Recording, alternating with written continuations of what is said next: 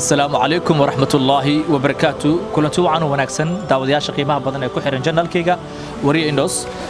ku soo dhawaada qayb kamid ah barnaamijyadii aan ka soo diyaariyay magaalada Rome caasimadda dalka Talyaaniga waxa ila fadhiyo wiil Soomaaliyeed ee kamid ah dhalinyarada ku dhaqan magaalada Rome ee caasimadda dalka Talyaaniga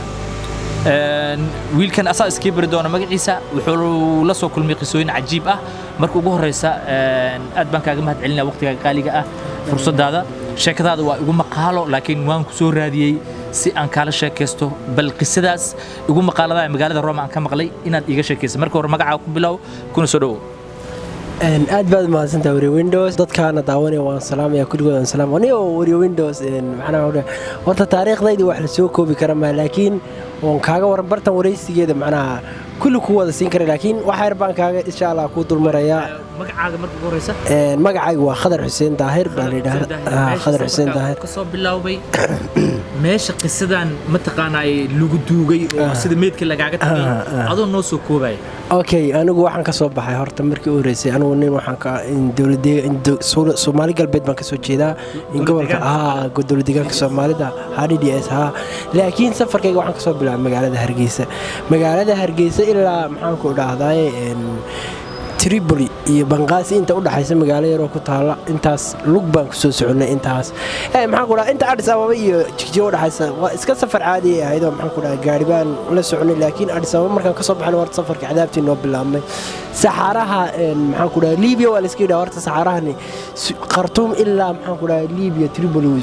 waa saxara dhulka waan soo lugaynay inta lug baan ku soo jiray waan soo socday qabo oo waxba qabina soo gaartay waan soo socday intaas oo dhan Liibiya markaan ku soo xaroonay waana la tumi jiray waana la garaaci jiray maxaan ku dhahdaa waxoodu de kulli Liibiya nin soo maray baa garanaya kulli maxaan ku dhahay xawil fuluus yaa Soomaali ximaar ma garatay marka nimankan de maxaan ku dhahdaa aqligooda iyo diintooda waa lacag say noo dili jireen ani wiil yar oo kale oo reeboora ma ada sheekada wata ani wiil yar oo kale Liibiya soo gashay meesha qisada ku dhacday ee lagu duugay adiga sida meedkii lagaaga tagay ما أنت تسحرها سعتها مثلا مركز ليبيا تيجي ما ليبيا أنا نبي حوش بنا لقوا حريه إما حقا أنا شغل وأنا لقراعي سيدنا لو قراعي لعقتي بنا لقى صوت ريدة أنا ضد كيبا إن أي معناها دونتي لصار وديار جروبي مركز أنا ما كيبا صوت الشذي نيو الله بدن إن وبرلايس وميد إن تون ما قبلنا يعني محل كيلا واحد كصوت الشذي إن أنتين قاعدين نقول صوت دوغان سحرة way iqaano labada nadiis de waxba aan ku noolayn bayna qaadeen wayna kaxeeyeen saxaraha ay aayar isna dul dhigaan meel dhigaan ana way duugeen sidii bay ugu duugeen saxaray kugu duugeen saxaray bay xabaaliga qodani ugu duugeen marka ay ku duugayaan adiga miir ahaan waa joogtaa laakiin tabar ma haysid tab waxaan de lama hadli karo mari i duugeen meesha markii i duugeen aan arkay de macnaha maxaan ku dhahday anu naftaydi ka qoostay de mana qaylin karo mana cidna ma dhawaaqi karo mana hadli karo ka dhamaatay energy yani qof dhamaadayna waa ahayd intaas la dilaya xiirna waxay kaaga tageen marka sida meed ahaan way duugeen baadi bay i duugeen qabri i duugeen rabaa inaad daawadayaasha u sheegtid maadaama lagu duugay oo sida meedkii lagaaga tagay sidaan ku meesha ku joogo waan ku soo wadataan ninkii uu dul yaala waa meed anna waan duuganahay marka dadkan way is yaqaanaan Liibiyaanki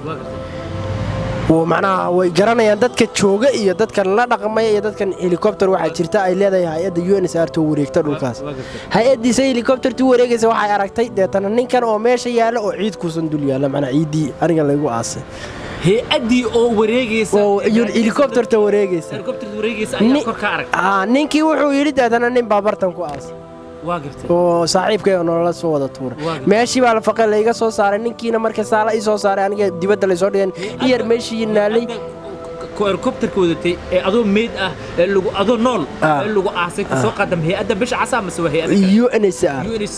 UNHCR waay marka ninkiis markii aan yar meeshii naalay horta wuu dhintay Allah naxariisto naftii way ka baxday wuu dhintay aniga marka bartii baa helicopter la iga soo qaaday waxa la keenay in maxaan ku dhahdaa Niger waxoogaa baan aalay ninkan iyo cirqiisa ma saari karna jirdil badan baa loo geystay sarirtan kama kacayn marka anagu waxba kama qaban kareen naga gudbiyay yiraahdeen hay'adii waxa iga soo qaaday bartiba diyaarad ambalaas iga soo qaaday waxa ay keentay isbitaalka ugu weyn Yurub Rome ku yaala Bambinji waa leeyahay waa isbitaal weyn artayra loogu talgal ana ilma yar baan marka 17 jir والله كان اسمتال لا تاتاي برلايس انا اسمي لكن ميركا إن النوشة واسترميسا ما waxaan ina noolahay ku dareemayba Roma markii alla ii keenay wiil turjubaari xagee joogtaa jigsiya meelaan meesha baan taaganahay meeshaan jooga waayo maskaxdaydiiba gebigeediiba maxaan ku dhahday jirdilkii iyo xanuunkii badnaa wixii waan isma saxayba reerkii xataa lambaroodii baan garan waayay reerkiini garac ma garanaya lambaroodii marka 4 sano isbitaalka ku jiray الحمد لله وان صعدا maanta waa aniga socda ee lugeynaya ninkayga intii aakhiraan lagu hubsado UNHCR ayaa ku soo qaaday oo keentay caasimada dalka Itaaliya ee Roma UNHCR shaqaalaha UNHCR wax Talyaani ku jiray shaqaalaha Talyaani ma ku jiray mise waxa ay ajnabi kala kada macna jamii ajnabi waan xasuustaa Faransiis bay badnaa Faransiis bay badnaa keenay oo isbitaalka lagu keenay operation miyaa gashay ma nafaqa cilin baa lagu may operation wallahi ma gelin wax operation galay ma jiro dawooyin badan iyo nafaqa cilin iyo say waxa macnaha maxaan ku dhahaa bacdan lagu rito maaragtay agaabta marka la soo ayeynay ayaa gebiga lugtan xataa iyaga wax igu soo gaarsiiyo igu dhudhuftay waxyaalo iyo gacantanba oo si xun macnaha u jir dilay maxaan ku dhahaa isbitaalka lagu keenay marka waxyaabo nafaqa cilina lagu duray oo kaaga lagu soo nooleena maadaama aad dhamaatay ila qof la duuga ahayd dhakhaatiir badan iyo waqti badan baa la igeliyay inaan soo dhakhaatiirtiiba xataa ooydeen iyo markaan soo kacay ay arkeen inaan dhac kala qaaday ooy kolkorna waxay taagnaa ninkaasi inuu macnaha maxaan ku dhahay saa ku dhinto mooye ma soo istaagay markii dambena waxay dhahdeen soo kacay ninkaas inuu bartaa yaalo macnaha maxaan ku dhahay baaralays ka ahaado uu sariirta dul yaalo mooye ma kici karo dib u kici maayo baaralays uu noloshiisa ku dhamaysa haddana markaa maanta waa socda ilaahay ma odhan degaal baa alxamdulillah dee aad sawirka ila wadaagtay oo qisada aad wax yar ii ratataabto korniyo qisada waan duubayaa si ay cibir qaadasho ugu noqoto dhalinyarada Soomaaliyeed isa soo haligay saxaraha iyo waliba meesha ugu darwaa Liibiya dhankaas Liibiya soo maraya si aan qisadan ula wadaagno aan ka codsado inaan duubno waa aniga laftirkeyga iga dhaadhicweysay ninka gaalka ah waxyaabaha ka keen inuu ooyo waxay tahay qof dhintay soo noolaaday qof dhintay soo imise kugu qaadatay isbitaalka Roma inaad ku jirto markaa 4 sano ku jira 4 years aan sariir jiifan ku jiray oo nafaqa soo celin waatiraani baan iyo nafaqa soo celin iyo macnaha maxaa ku dhahay inaan soo kaca igu qaato lugahayga ku istaago waayo qof mayd waa ninka muuqaalka sawirkaan waa ninka sawirkaan marka maxaad ku waaninaysaa dhalinyarada Soomaaliyeed especially Liibiya meesha ugu xun waay soo mareysa Suudaan iyo Saxaraha soo mareysa maxaad leedahay waxaan qodobka koobaad dhalinyarta Soomaaliyeed ee waxa soo dhan uga soconay u sheegaynaa waxa waaye dhalinyarta Soomaaliyeed macnaha mustaqbalka leh ee wadankooda jooga wadankeena fursado badan baa ka banaan oo lagu shaqaysan karo macnaha beer qodotaya oo khudaar dhulkeena waa arto ayu nooc khudaar ka bixin aniga waxa maxaan ku dhahdaa jooga halkan marka la hadlayaan naftada liga sii joog marka Yurub gaadhay lacagti wadooyinka ka horsatay ayaa aniga beenii sheegaysa marka laakiin saxaraha Liibiya bartagiisa socday ayaan ogaaday marka aniyo waxaan aad iyo aad uga mahadcelinayaa walaalkay oo qiso cajiiba ila wadaagay maanta asigoo meed ah oo la duugay hay'adda UNHCR ee ka soo bixisay qabriga